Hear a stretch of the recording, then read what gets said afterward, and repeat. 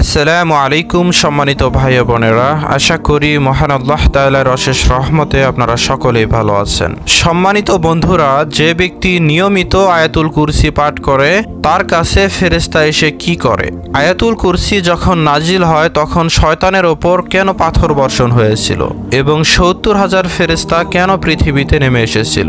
এই আয়াতের মধ্যে এমন একটি ইসমে আজম আছে যেটি পাঠ করলে খুব দ্রুতই দোয়া কবুল হয়ে যায়।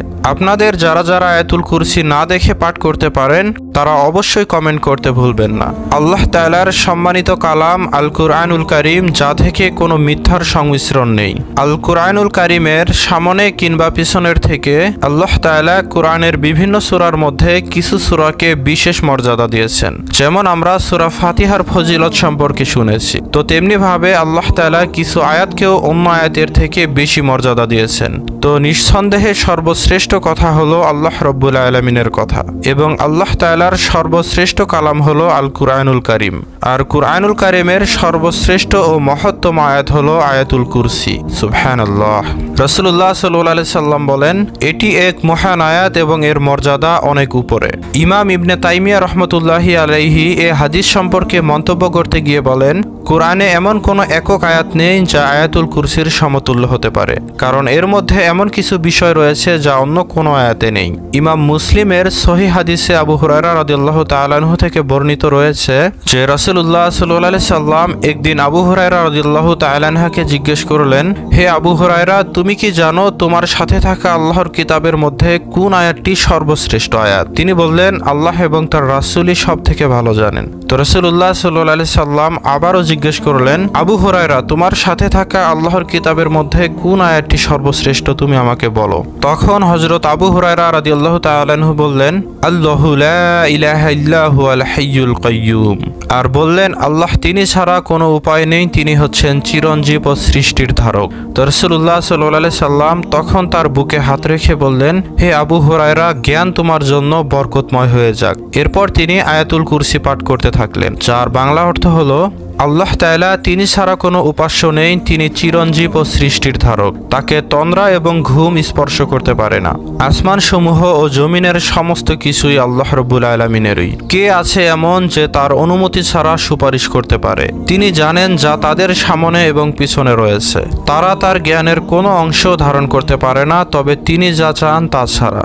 আর আল্লাহ তাআলার কুরসি আসমান সমূহ ও জমিনকে পরিবেষ্টন করে রয়েছে, যেগুলোকে রক্ষা করা তার জন্য কোনোই কষ্টকর ব্যাপার নয়। তিনি হচ্ছেন মহান এবং মহিমান্বিত।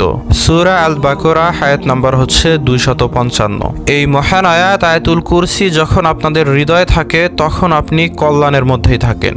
এটি বারবার পাঠ করুন, কারণ আয়াতুল কুরসি পাঠ করা আল্লাহ তাআলার ইবাদত, হৃদয়ের প্রশান্তি, মর্যাদা বৃদ্ধি এবং অসংখ্য সওয়াবের উৎস।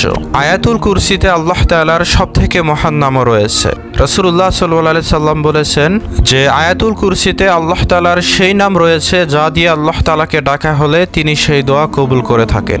সুবহানাল্লাহ। এই আয়াতটি আল্লাহ তাআলার পরিচয় এবং তার গুণাবলী সম্পর্কে শিক্ষা দিয়ে থাকে। এটি আল্লাহ তাআলার মহিমা ও গৌরবের প্রতীক, যা হৃদয় ও চোখকে উজ্জ্বল করে তোলে। রাসূলুল্লাহ সাল্লাল্লাহু আলাইহি সাল্লাম আরো বলেছেন, যে ব্যক্তি প্রতিটি সালাতের পর আয়াতুল কুরসি পাঠ করে তার এবং জান্নাতের মধ্যে মৃত্যু ছাড়া আর কোনো বাধা থাকে না। অর্থাৎ যদি কেউ প্রতিদিন সালাতের পর এটি পাঠ করে তাহলে সে মৃত্যুর পরপরই জান্নাতে চলে যাবে।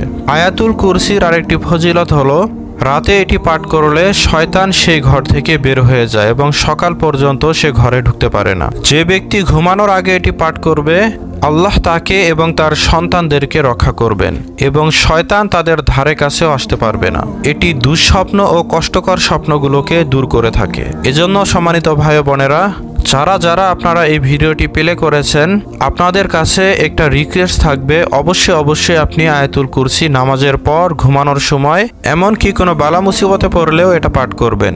ইনশাআল্লাহ আয়াতুল কুরসির কারিশমায় আপনার সকল সমস্যাই দূর হয়ে যাবে।